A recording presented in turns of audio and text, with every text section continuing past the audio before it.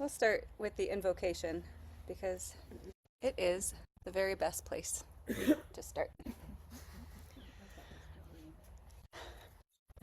That too. Towards the one, the perfection of love, harmony, and beauty, the only being, united with all the illuminated souls who form the embodiment of the Master, the Spirit of guidance.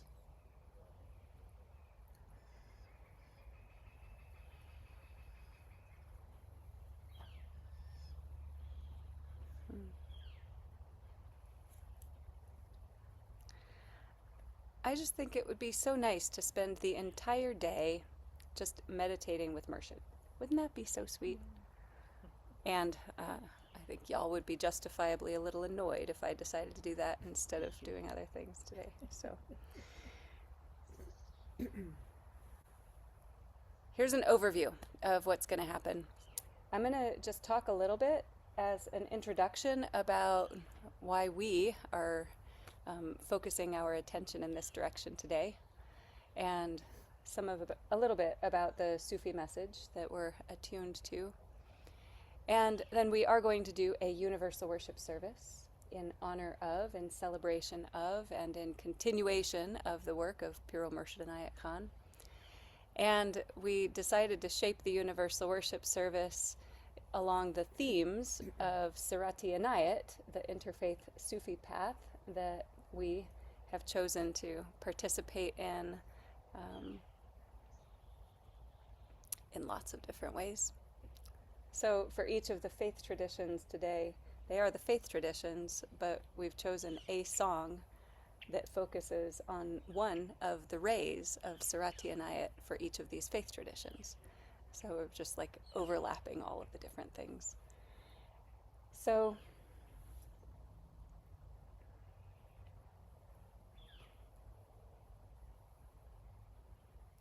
today is the birthday of our Sufi master friend Inayat Khan, and that's his name. His middle name was Remat, Inayat Remat Khan. And he was born in 1882 in India, and he was in a Muslim household. His family was doing the Islamic prayers 5 times a day, and that was the religious background that he was born into and was raised in, along with all of the religious and cultural influences of Baroda, India. That he went to a Hindu school, and he was interested in and studied the religions, the faith traditions, the spiritual practices of a lot of different people. And he described a way in his childhood, maybe at 7 or 8 years old, I'm not exactly sure about the age, that he started questioning why we pray. That we have the rituals and the forms of religious activity, but what's the point of doing that? And so he went and asked one of the members of his family why we do that. Because if it didn't make sense, or if there wasn't some visceral experience around it, he didn't want to do it anymore.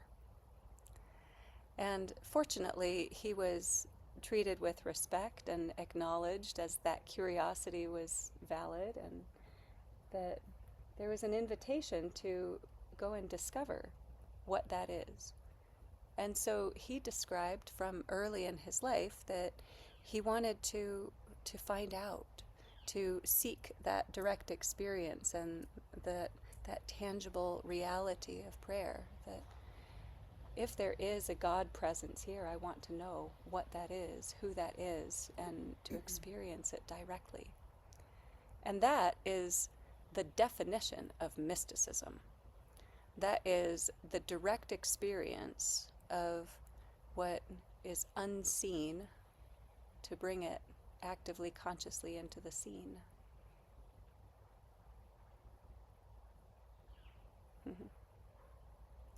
There's a lovely story from Inayat Khan's childhood, when, this might be apocryphal, but I'm going to say it anyway, because the essence is true, whether the story is literally true or not, that as a young child he was playing with some other boys around a village square fountain, and that some other people in the village had set up statues, idols from different faith traditions, and some of his friends started kicking them off and smashing them, and Inayat went and said, "Stop, don't do that."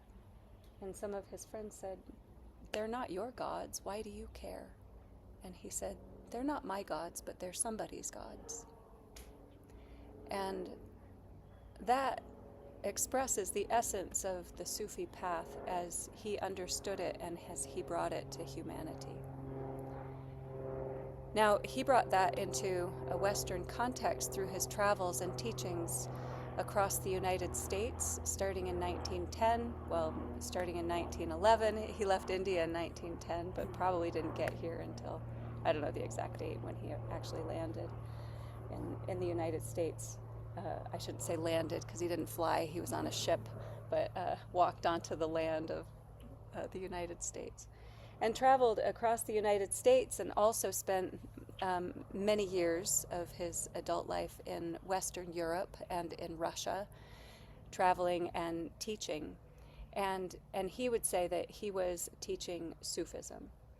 And when people asked what that meant, he would say that it was very clear that revelation is the inherent property, is the birthright of every soul, without distinction and without limitation to any particular faith traditions. That Sufism is not tied to any religion, and that in truth, mysticism cannot be tied to any religion.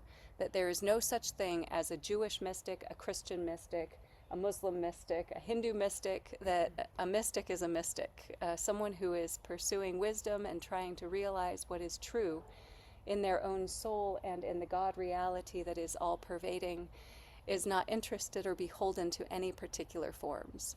At the same time, we welcome and use the forms that are available, that humanity holds sacred, because we recognize the value of whatever routes and instruments and tools help convey one person into an experience of the real. And if those forms are necessary for certain individuals, we offer our love and respect to those forms. And that he would say that Sufis are not required to practice any particular rituals or prayers, but can heartfully, authentically, lovingly participate in all of the prayers and forms. So the universal worship service that we're about to touch into is, I think, I want to check if I made any exception. Well, there are a few exceptions, but this is pretty much the form and all of the details of the service that Murshid shaped, that he called the Church of All. That is the ideal of the universal, where all human beings can come together and worship and pray together as one family. So he described the altar. It has the Sufi heart on it. It has a light already burning that represents the light of God that always has been and always will be. There are 6 different faith traditions that are all same color, same height, same shape of candles that we will be lighting as part of the service. And there's one that's a little bit set aside for Sufism, that is not a religion. It is the body of wisdom and the school of training that helps us know ourselves and therefore know God. There is incense burning, there are flowers burning, all of those things Murshid described. And instead of putting scriptures, like actual books of the faith traditions, we put the symbols of the 6 different faith traditions that we're going to represent today. And instead of reading scriptures, we're going to sing little bits of prayers from each of these faith traditions. So, 2 more minutes for my intro time. The other auspicious moment today is the anniversary of the formal incorporation of Sirat-i Inayat. That is the name of our spiritual family right now. we are not confused that there is any particular significance about the name of any particular faith community. It is not about the name. And still, Murshid said that we need to have structures in order to hold the wisdom teachings together. That there are a couple different ways that he described it, but one of the ways that I really like is that he said it's like the banks of the river that contain the water and help convey the water to where it is intended to go. And if there are no banks of the water, then the water just dissipates and wanders off in a very short way, in a very limited capacity. So having a container allows the living waters to flow as they are intended. And that is the function of an organization. So having a function of an organization means that all of us have an opportunity to connect with each other, to share practices, to share teachings, to bump into each other. This is actually more part of the esoteric school that is about the role and the function of murids, of fellow students and fellow seekers, that Pir Moinadine described it, that we are like rocks in a tumbler, that we have all of our rough edges, and when we get in with other people who have all of their rough edges, that we bump into each other and rub off, break off, smooth off all of our own rough edges. And sometimes that's unpleasant, but that is all part of the path of friendship and trying to understand perspectives beyond our own. So Sirat-i Inayat, we intentionally incorporated specifically on the date of Murshid's birthday so that we would feel this auspicious attunement to the intention, the purpose that our beloved teacher carried, and that we are striving to understand better, to embody more, and to invite into our conscious awareness in our spiritual unfoldment and in our everyday life. Ta-da! So we'll start our universal worship service now with a recitation of the invocation. And for those of you on the Zoom, I'll put words for all of the prayers that we are going to say in the chat window, and you have them written with you here. So please join me in the invocation as given by Piro Murshid Inayat Khan. Towards the One, the perfection of love, harmony, and beauty, the only being, united with all the illuminated souls who form the embodiment of the Master, the Spirit of Guidance. Amen.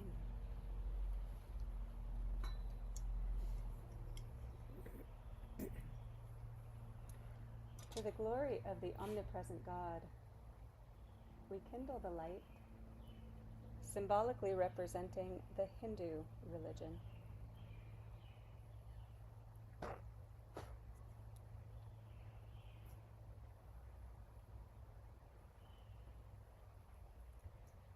To the glory of the omnipresent God, we kindle the light, symbolically representing the Buddhist religion.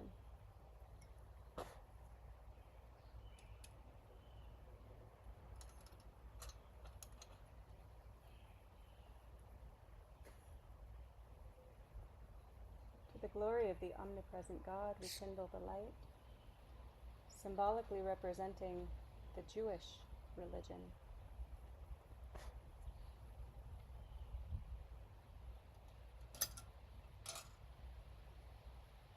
Would you like to do the ones on that side?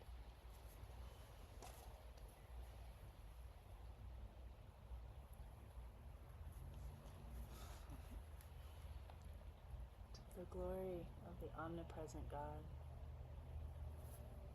we kindle this light, symbolically representing the Christian religion.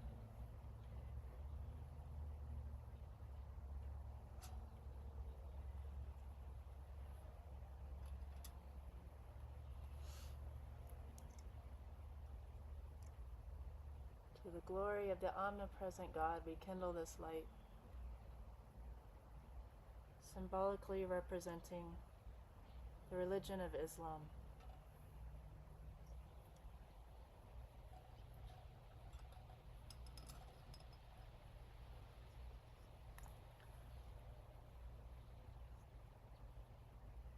To the glory of the omnipresent God, we kindle this light,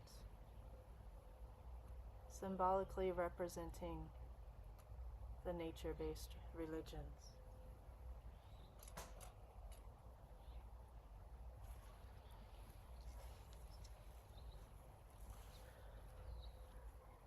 To the glory of the omnipresent God, we kindle the light, symbolically representing all those, whether known or unknown to the world, have held aloft the light of truth amidst the darkness of human ignorance.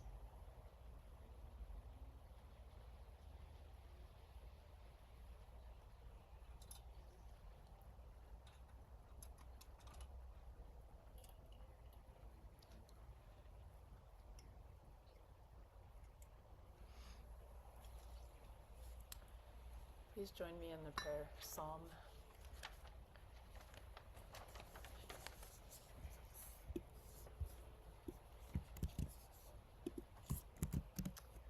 Praise be to thee, most supreme God, omnipotent, omnipresent, all-pervading, the only being. Take us in thy parental arms, raise us from the denseness of the earth. Thy beauty do we worship, to thee do we give willing surrender. Most merciful and compassionate God, the idealized Lord of the whole humanity, thee only do we worship, and towards thee alone we aspire. Open our hearts towards thy beauty, illuminate our souls with divine light. O thou, the perfection of love, harmony, and beauty, all-powerful Creator, Sustainer, Judge and Forgiver of our shortcomings, Lord God of the East and of the West, of the worlds above and below, and of the seen and unseen beings. Pour upon us thy love and thy light. Give sustenance to our bodies, hearts, and souls. Use us for the purpose that thy wisdom chooseth, and guide us on the path of thine own goodness. Draw us closer to thee every moment of our life, until in us be reflected thy grace, thy glory, thy wisdom, thy joy, and thy peace.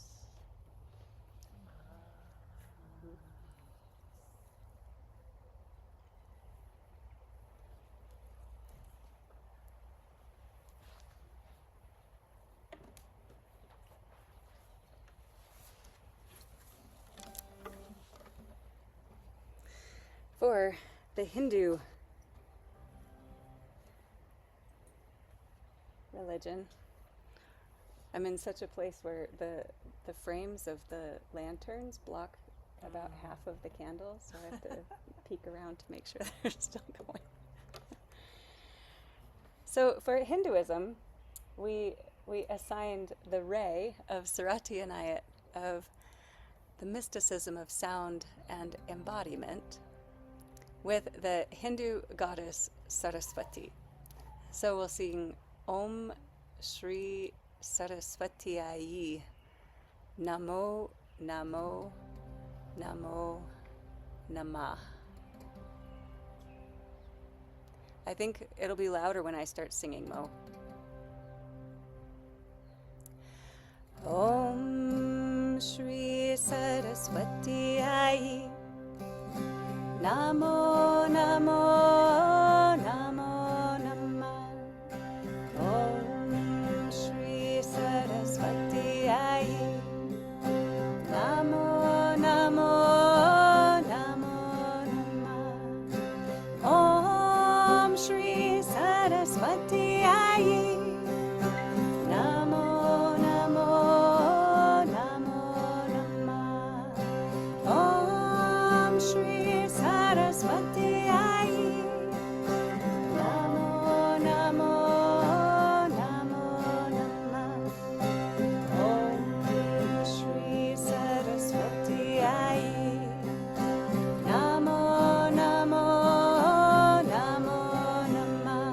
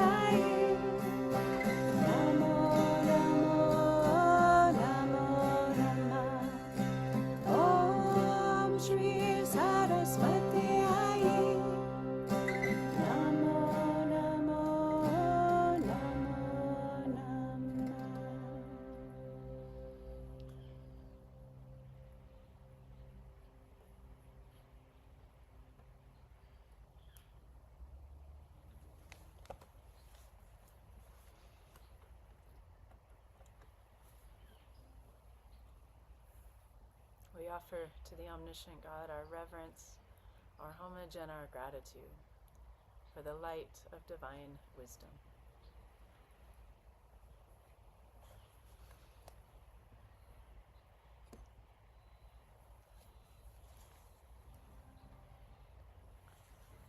I like that divine wisdom was punctuated by the coffee maker turning off. I don't know if you could hear it. That's a thing. All right, for Buddhism, we assigned the ray, the Sirat-i Inayat ray, of the healing collective. So we're going to sing the medicine Buddha mantra. So, I'm sorry, I didn't tell you much about the Saraswati mantra. Sorry about that. I guess I was impatient to get to singing. Well, we'll give her due and say, Om is everything, all that moves and does not move, all levels of consciousness, all of creation. Sri is the most respected, the most venerated. Saraswati Ai is her name, Saraswati, as the deity of wisdom, of music, of poetry, of the arts, of so many beautiful things. And putting the yi at the end of her name means that we're singing directly to her, Saraswati Ai. Namo and Namah are the same word in Sanskrit, but with a different ending. And it means that we bow entirely, that we surrender, we offer all of our humble respect.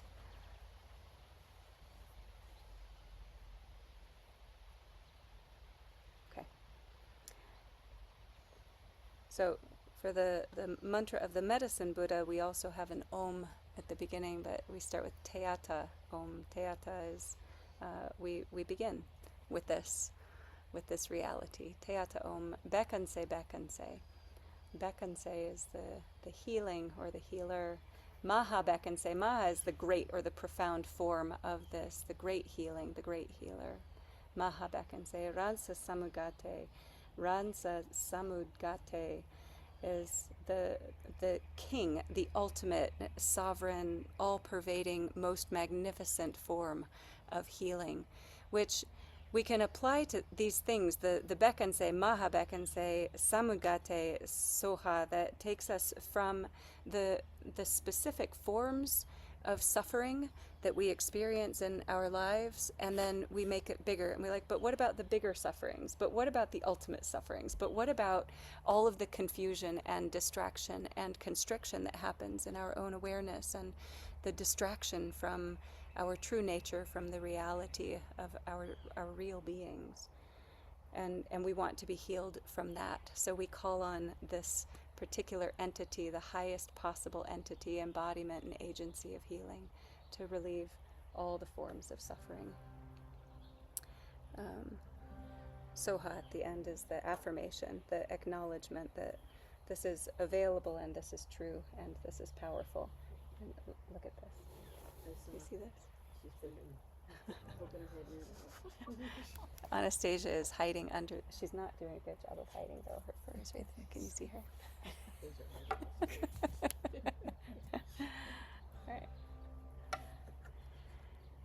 Teata Om Bekanse,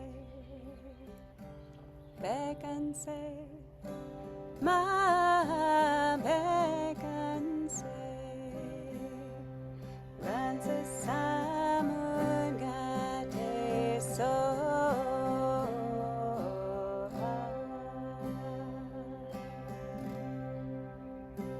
Teata Om Bekanse, Bekanse, Ma Bekanse,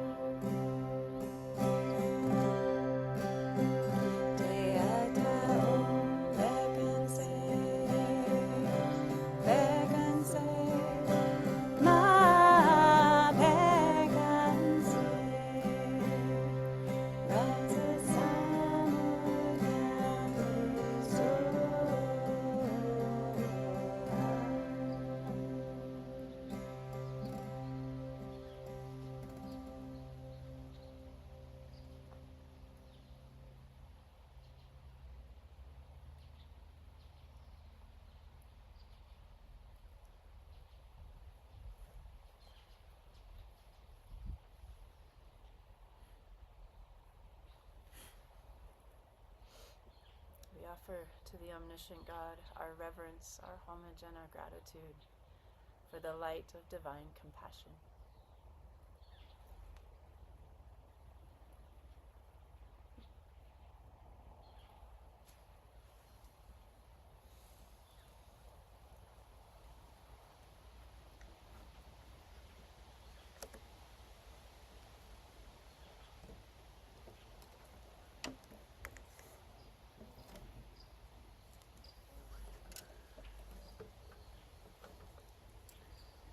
For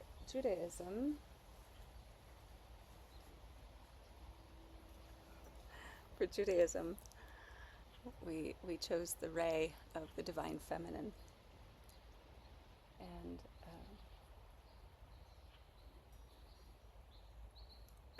Shabbat Shalom. And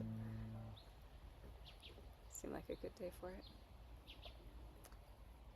So we'll sing Shaviti Shechina Lenegdi Tamid in Hebrew. Shaviti Shechina Lenegdi Tamid.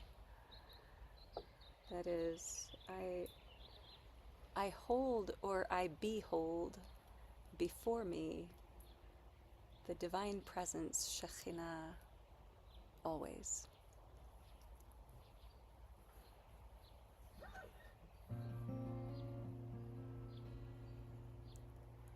Shaviti Shekhinah Lenegdi Tamid.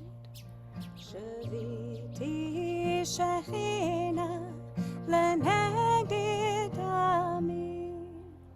Shaviti Shekhinah Lenegdi Tamid. Shaviti Shekhinah. Shaviti Shekhinah Lenegdi Tamid. Shaviti Shekhinah Lenegdi Tamid. Shaviti Shekhinah Lenegdi Tamid. Shaviti Shekhinah. Shaviti Shekhinah Lenegdi Tamid. Shaviti Shekhinah Lenegdi Tamid. Shaviti Shekhinah Lenegdi Tamid. Shaviti Shekhinah Lenegdi Tamid.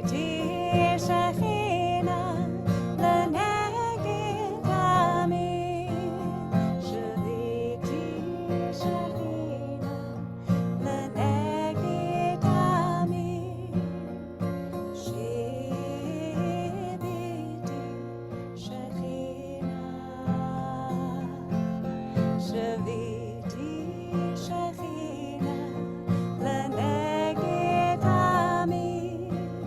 Shaviti Shekhinah Lenegdi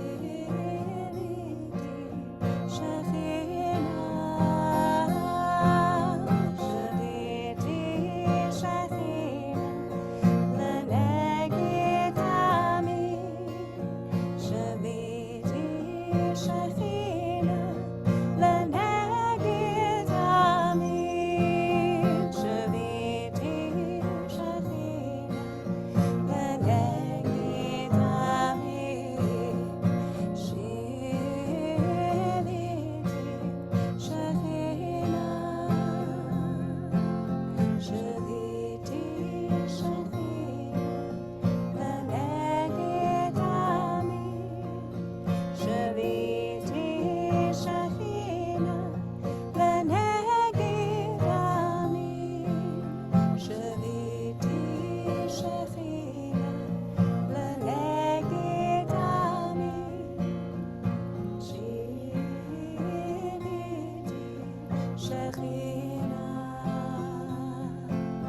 Shaviti Shekhinah Lenegdi Tamid. Shaviti Shekhinah Lenegdi Tamid. Shaviti Shekhinah Lenegdi Tamid.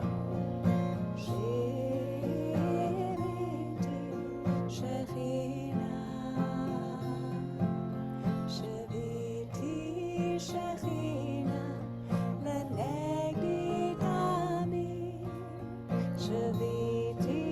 Shekhinah Leneged Amin Shaviti Shekhinah Leneged Amin Shiviti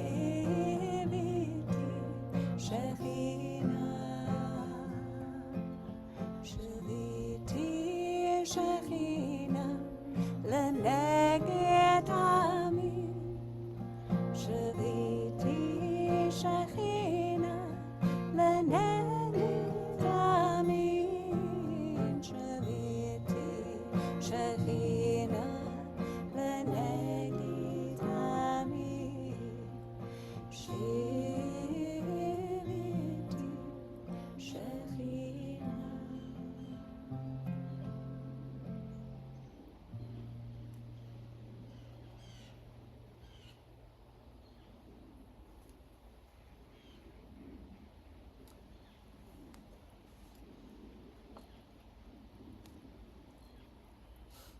We offer to the omniscient God our reverence, our homage, and our gratitude for the light of the divine covenant.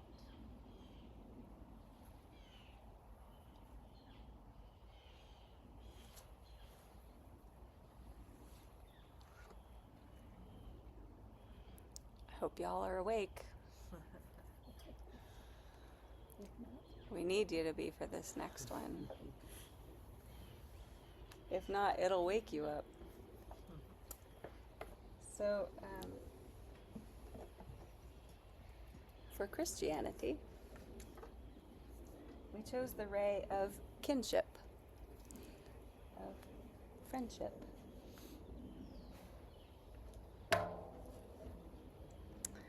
So, this is from South Africa. And it is, I apologize for my horrible pronunciation. Every time I get to say this word, I'm so excited about it, and I know I don't do it correctly, but I keep trying. That is in the Xhosa language. I love that there's a tongue click in it, and I can't like put my voice and my tongue moving at the same, like the two things don't work together, but that's my best attempt. So we're gonna be singing. We'll probably get to two parts of it today. Probably not a third, because my voice is not that ambitious today. So we'll sing Tanda Umelwane Njengoku Ba Utsitand Tanda Umelwane Njengoku Ba Utsitand. All right, so y'all on the Zoom win, because I'm actually going to try to put a phonetic version of the words in here. Tanda Umelwane Njengoku Ba Utsitand. Like that. There's another part of it. Oh gosh, the words are a little different. Tanda Umelwane Wako Jengo Ku Ba Utsitand. All right. So fortunately, Rahima knows it well. So Rahima can at least hold one part of it, and we're counting on you, Sophia. Why? Because we just said, well, it's kind of ambitious for this, but Sophia just sang it with us in Denver, so it's familiar. So we can do it. All right. So this translates to love your neighbor as yourself, and love God with all your heart. That's all. Hello, Jay. Tanda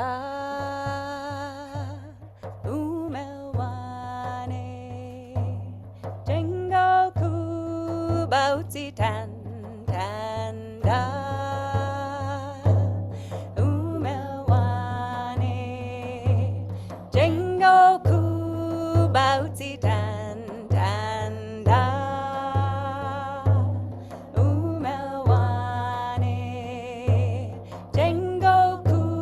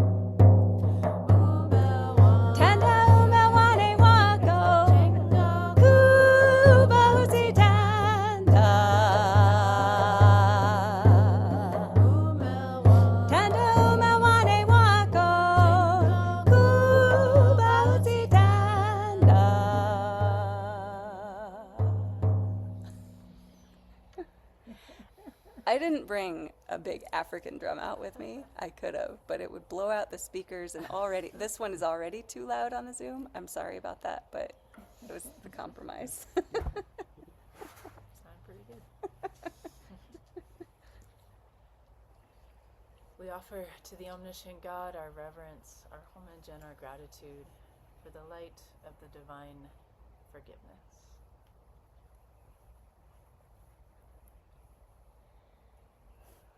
I heard that.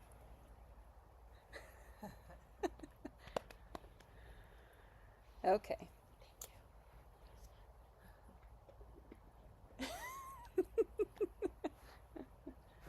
For Islam.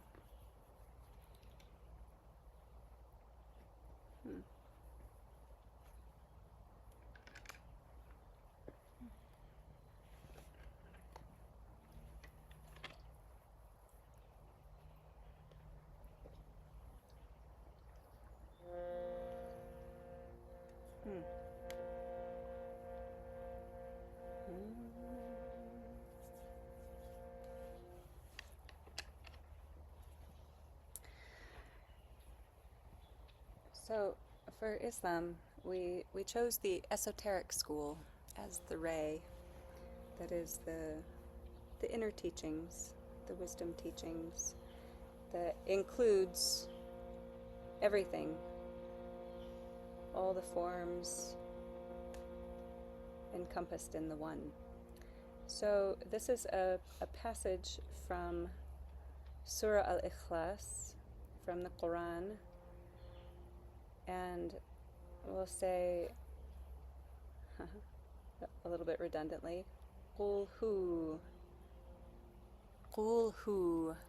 Allahu ahad. Qul hu Allahu ahad, which is say, who. Qul means say, like enunciate, like put this into your mouth and express it. Qul hu Allahu ahad. God is one, the all-inclusive, all-encompassing, transcendent one. Qul hu Allahu ahad. Qul hu Allahu as-samad. Samad is, it's so many things. It is the sufficiency for every need, that is the eternal. Usually it's said to mean the eternal, but it means that everything that needs to happen or needs to be provided does happen and is provided.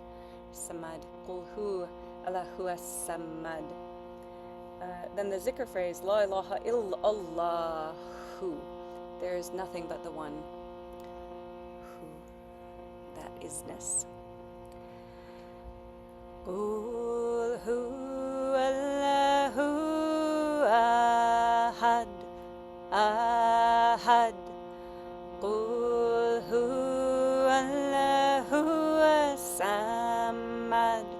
Samad.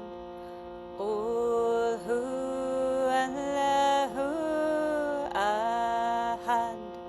Ahad. Qul hu Allahu as-samad. Samad.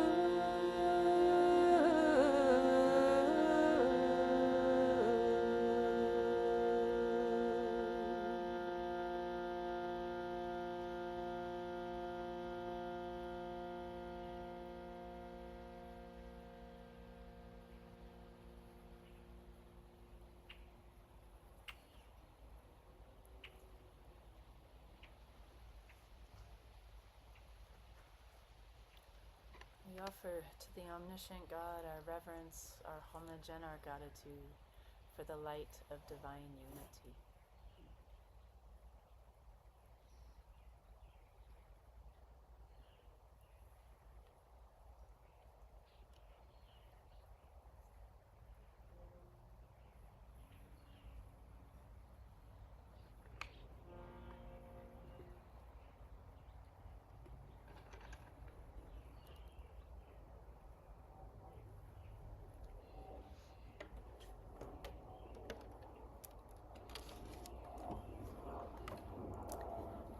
For divine nature, for all of the nature-based, nature-honoring traditions, not necessarily religions. We chose Sirat, that is the sacred manuscript of nature, and the metaphors of is it a metaphor? The realities of earth wisdom. So I'll sing, I am the soul of nature that gives life to the universe, which is one of the lines from The Charge of the Goddess. I am the soul of nature that gives life to the universe. I am the soul of nature that gives life to the universe. I am the soul of nature that gives life to the universe. I am the soul of nature that gives life to the universe.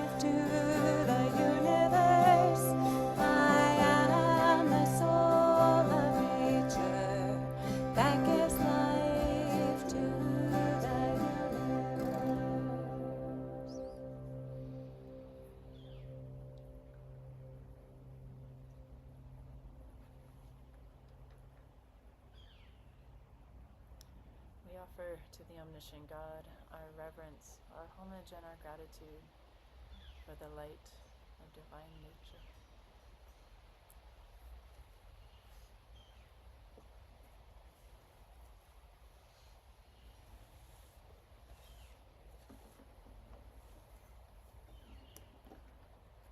We'll now have a few moments of silence.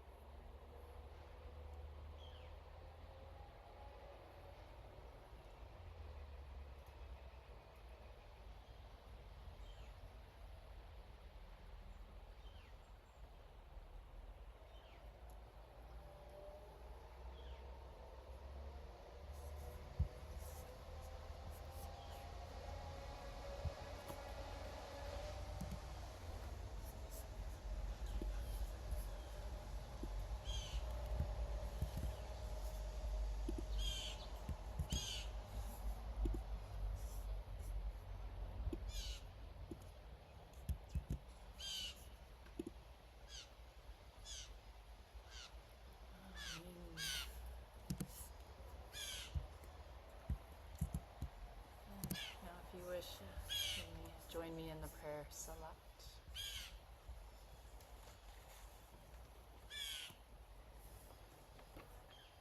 Most gracious Lord, Master, Messiah, Savior of humanity, we greet thee with all humility.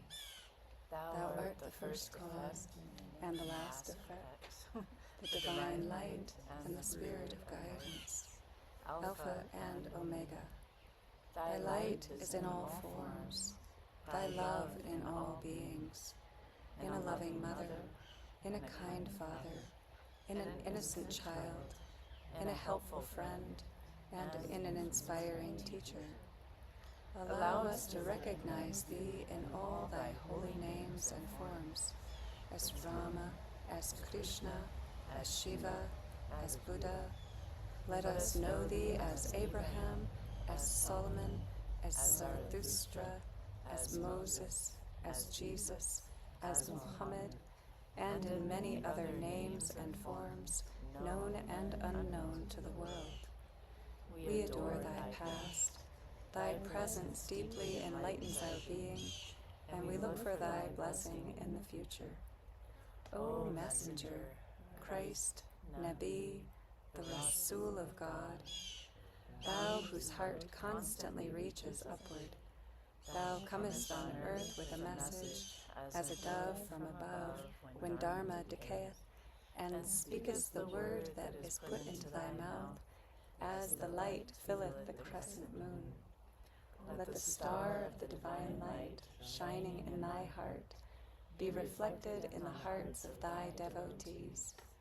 May the message of God reach far and wide, illuminating and making the whole humanity as one single family in the parenthood of God.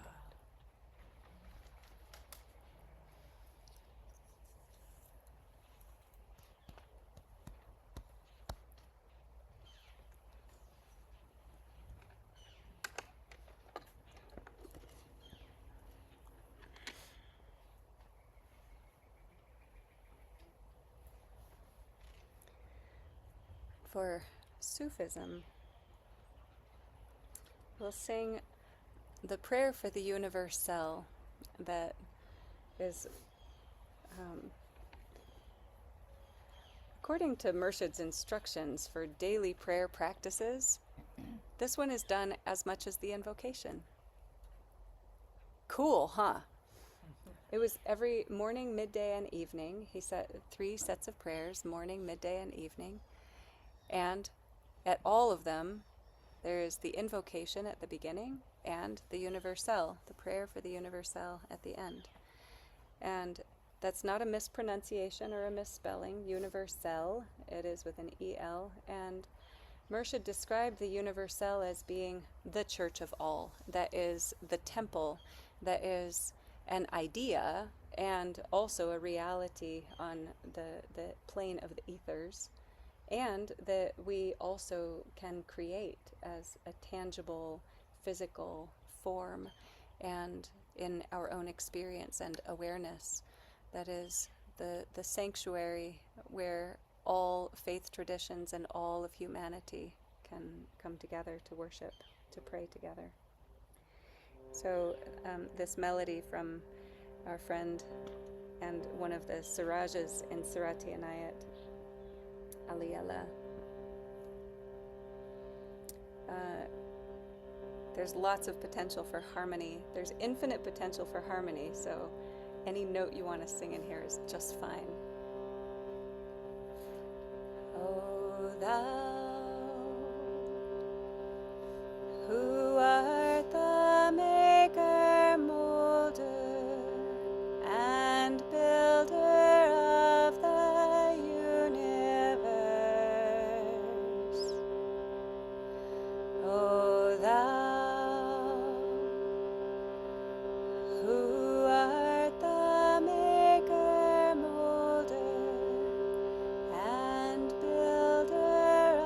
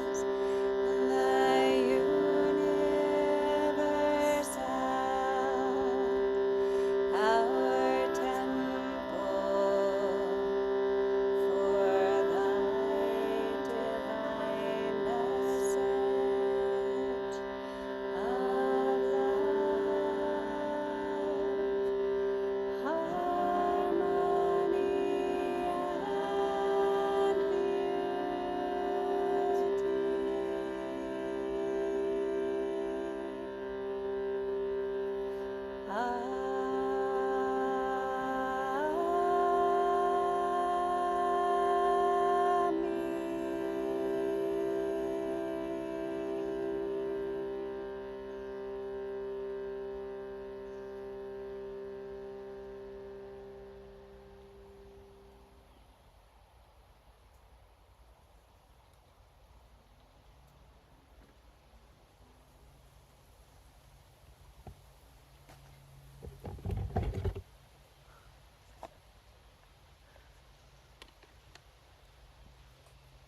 offer to the omniscient God our reverence, our homage, and our gratitude for the light of the divine truth.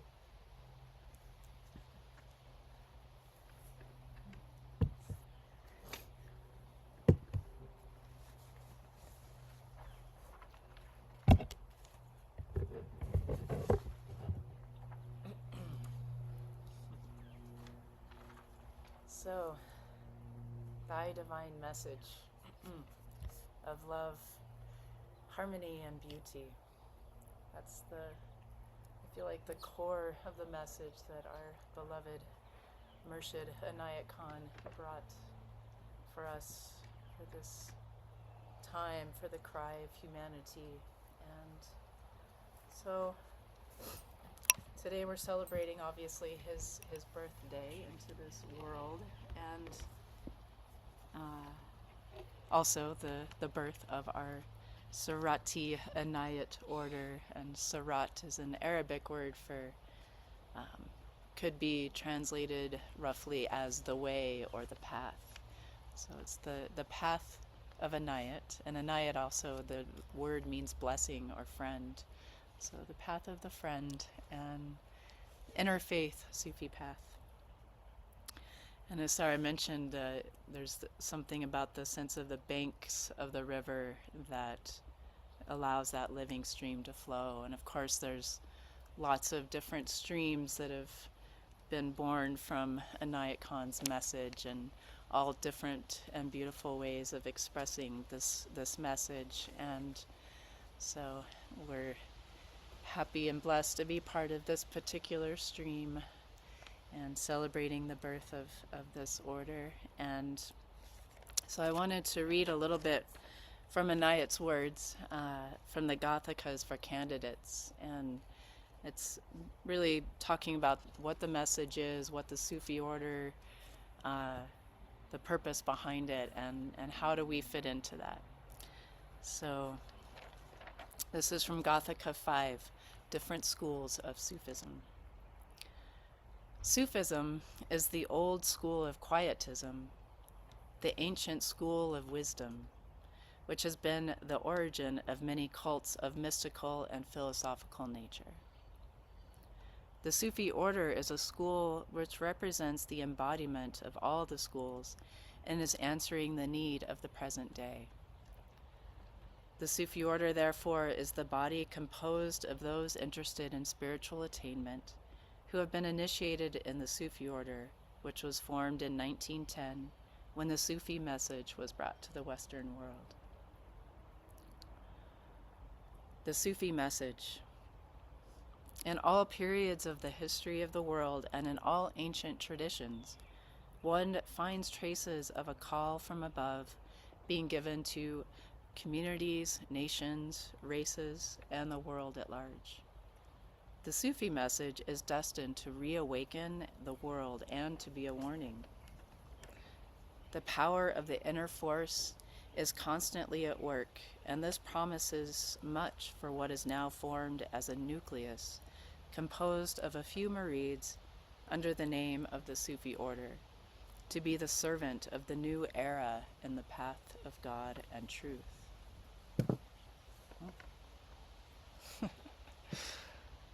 That was a strong wind. Sorry, just putting some things back up on the altar there. So, I wish that my murids, who feel in their hearts this trust, shall not only receive the sacred message for their own unfoldment, but shall feel the privilege of being a nucleus for the coming spiritual reconstruction of the world. The more conscious they will be of this, the more they will feel the responsibility they have in their life and the duty they must perform. Murids can show their devotion to Murshid and to the cause by doing their very best and by devoting their thoughts and efforts in action to the rebuilding of the spiritual world. The method of the Sufi consists in this. The Sufi invites with one's innermost being. One's heart is the shrine of one's God, and one's body is God's temple. The Sufi's attitude towards God is that one's innermost being is the object of one's worship, and the beloved whom one loves and admires. The Sufi's interest in life is art and beauty, and one's task is the service of humanity in whatever form possible.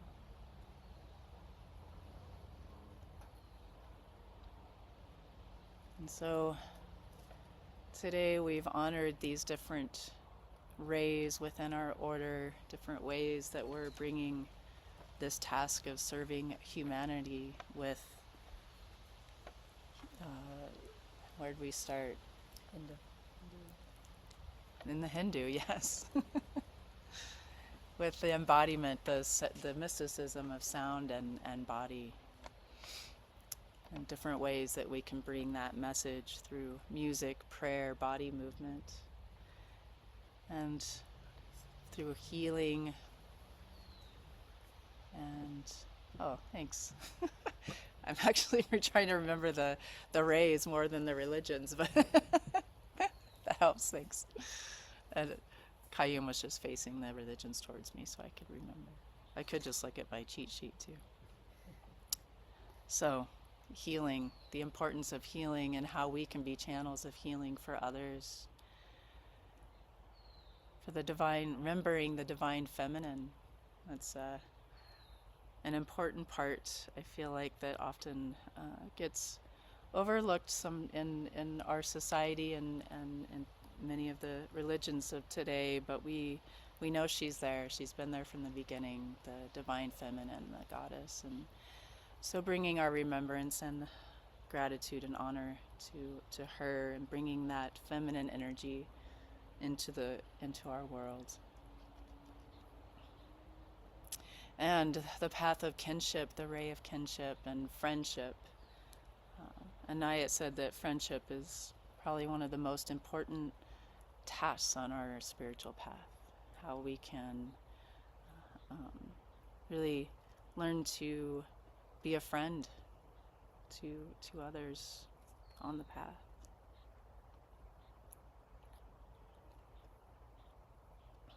And then tending to our inner lives in the esoteric school, remembering that unity, the path of mysticism, that direct experience with God, and so many different ways that we can, if we don't have that attunement with the infinite, with the divine, a lot of these other rays and ways of service will be a lot more difficult. You can still do them, but there's a sense of having that attunement with spirit of guidance in the esoteric school. And then the wisdom of nature, the Sirat ray of really the sacred manuscript of nature being the teacher, the greatest teacher. He says it as the only scripture that can enlighten the reader. So there's so much to learn from the elements that we are made of, that are all around us, and even just human nature. Really, there's just so much to be learned from earth wisdom. And so then I encourage you to look at yourself and what ray are you? The sun is that symbol of unity, the one. But as you know, there's rays that come from that source. These lamps that bring the light to the world are the rays. And you are each a lamp, a ray, a light. And I encourage you to think about what is your service, what is your task. If you have a relationship with Inayat, and as he says in this reading, if you have a sense of devotion to Murshid, that you would hopefully devote your thoughts and efforts and action and in bringing this message of love and harmony and beauty. So I'm so grateful for our beloved teacher Inayat, and to each of you that have chosen to show up in your own beautiful way of loving God, whatever that God form is for you, and serving humanity in whatever ways that you feel called to. And I hope that the Sirat-i Inayat family can be a lovely container for you if you wish to be a part of that. And so thank you for being here today and joining us for that. So.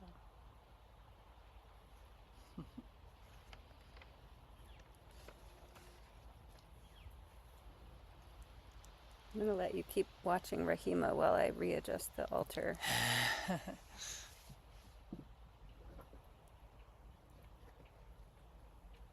Because she's so much prettier than what I'm doing over here.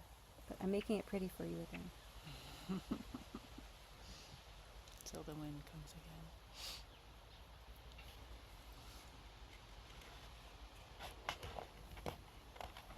again. Oh my. Anastasia took my spot. I don't know if you can. Oh, I don't know how to point it at the right place.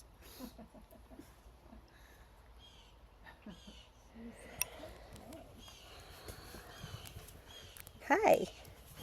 Okay. All right. So,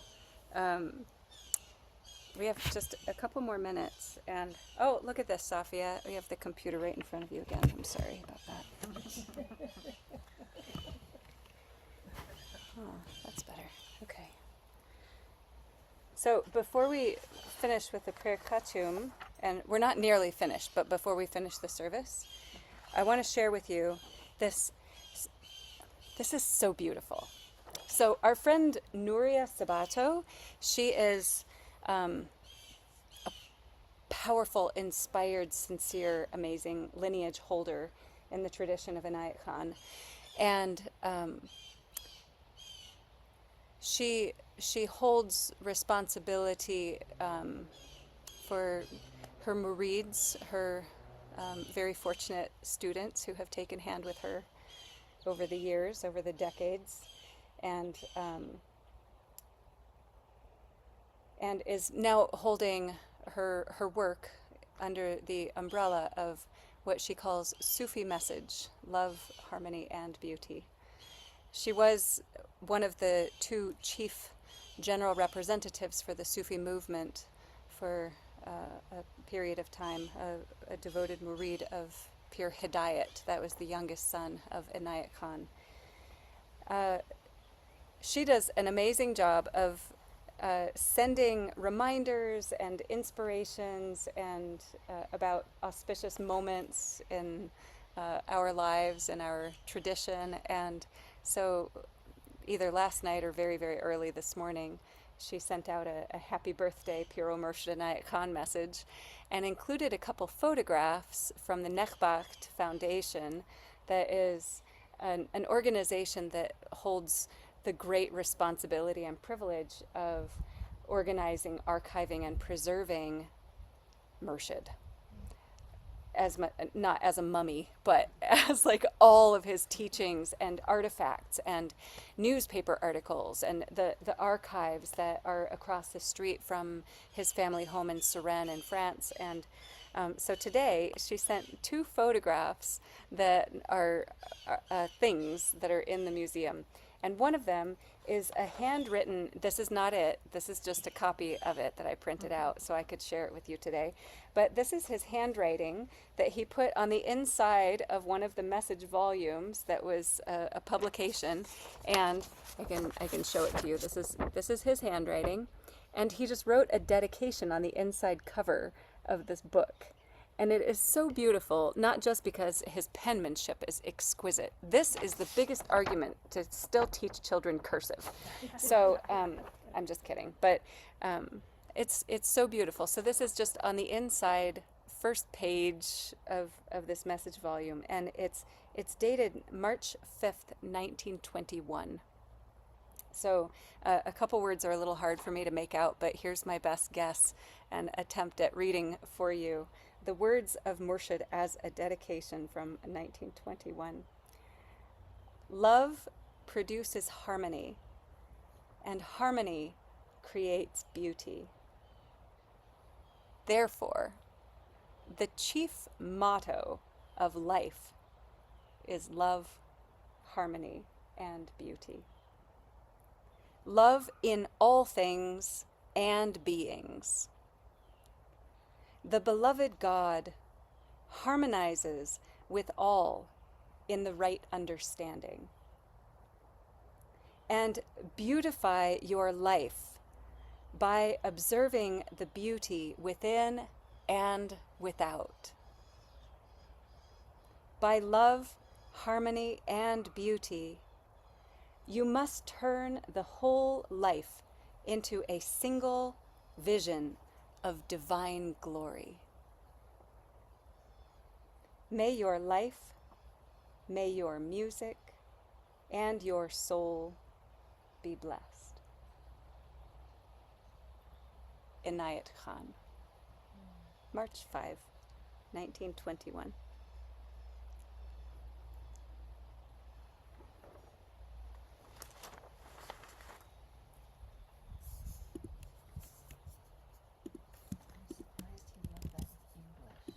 He wrote everything in English.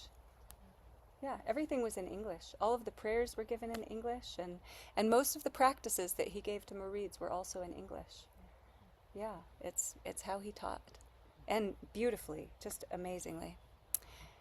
So we'll finish with the prayer khatum and the benediction, and then we're going to keep the Zoom on, and we can chat and just hang out a bit, and I made cake. Murshid loved cake. All right, the prayer khatum is in the chat window or on your sheets. We put the word men back in there. A lot of people have taken that word out of this prayer, but we have reinstated it. So don't be too surprised when you get there. O thou, who art the perfection of love, harmony, and beauty, the Lord of heaven and earth, open our hearts that we may hear thy voice, which constantly cometh from within. Disclose to us thy divine light, which is hidden in our souls, that we may know and understand life better.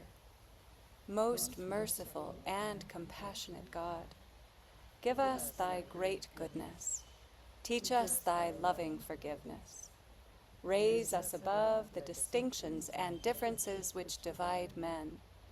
Send us the peace of thy divine Spirit, and unite us all in thy perfect being. Amen.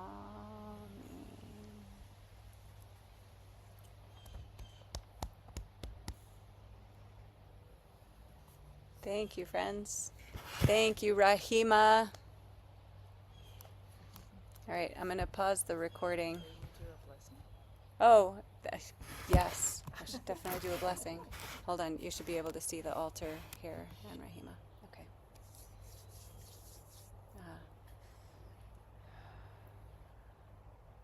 I have to stand for this, I'm sorry. Hold on a second.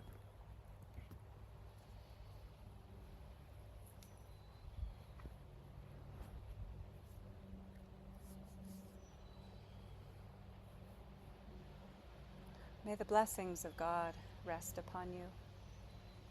May God's peace abide with you. May God's presence illuminate your hearts now and forevermore.